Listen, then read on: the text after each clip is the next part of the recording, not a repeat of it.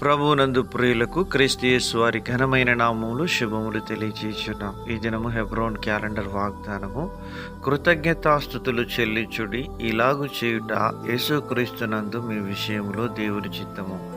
1 దెస్సలోనికైలకు రాసిన పత్రిక 5వ అధ్యాయము 18వ వచనంలో అపోస్తలుడైన పౌలు గారు ఈ యొక్క లేఖను దెస్సలోనికలో ఉన్న సంఘానికి వ్రాస్తూ ఉన్నాడు.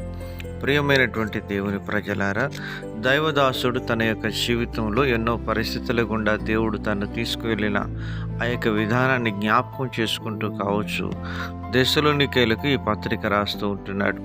అపోస్తలుల కార్యం 16వ అధ్యాయంలో దైవజనుడు పౌలు గారు తన జీవితంలో ఎన్నో శ్రమల గుండా తాను వెళ్తూ వచ్చినప్పటికీ, యూదులైనటువంటి న్యాయాధిపతుల ద్వారా కూడా తాను హింసించబడుతూ వచ్చినప్పటికీ తాను ఏమీ మాట్లాడక న్యాయంగా తీర్పు తీర్చు దేవునికి తను తాను అప్పగించుకున్నాడు.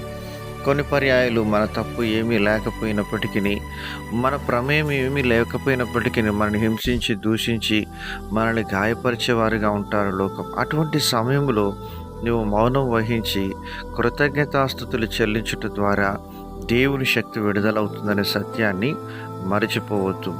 పౌలు గారికి దేవుడు ఆ శ్రమలు ఎందుకు అనుమతించాడు?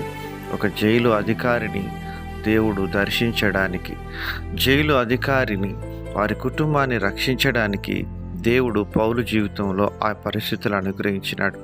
ప్రియమైనటువంటి దేవుని ప్రజలారా, పౌలు శీలలు చెరసాలలో ఉండి వారు కృతజ్ఞతాస్తుతులు చెల్లించి దేవుని కీర్తిస్తూ వచ్చినట్లుగా మనం చూస్తూ ఉన్నాం. తద్వారా జైలు అధికారి కుటుంబం రక్షణ పొందుతూ వచ్చింది. ఈరోజు నీ జీవితంలో దేవుడు అనుమతించే ప్రతి శ్రమ, బాధ, వేదన ఎవరి రక్షణ కొరకు దేవుడు అనుమతిస్తున్నాడో ఒక్కసారి జ్ఞాపకం చేసుకొని ప్రభువుకు మనం కృతజ్ఞతాస్తుతులు చెల్లించాలి. దావీదు భక్తుడు అంటున్నాడు, 34వ కీర్తనలో ఆయన అంటున్నాడు, నేనెల్లప్పుడూ యెహోవాను సన్నుతించెదను, నిత్యము ఆయన కీర్తి నా నోట నుండును. ప్రతి నిత్యము దేవుని యొక్క కీర్తి మన నోట ఉండి ఆయనను ఆరాధించేటువంటి వారంగా ఉండాలి. మన యొక్క ఆధ్యాత్మిక జీవితంలో దేని గురించి మనం చింతపడవద్దు, కానీ ప్రతి విషయంలో కృతజ్ఞతాపూర్వకంగా మీ విన్నపములు దేవునికి తెలియజేయండి అని ఫిలిప్పీలకు రాస్తూ పౌలు గారు 4వ అధ్యాయంలో చెప్పినాడు. ప్రియమైనటువంటి దేవుని ప్రజలారా, నీ అక్కర అవసరత ఏదైనప్పటికీ దేవుడు నిన్ను ఒకవేళ పౌలు గారిలా శ్రమల గుండా తీసుకుని వెళ్తున్నప్పుడు దేవుని స్తుతించి ఆరాధించాలి.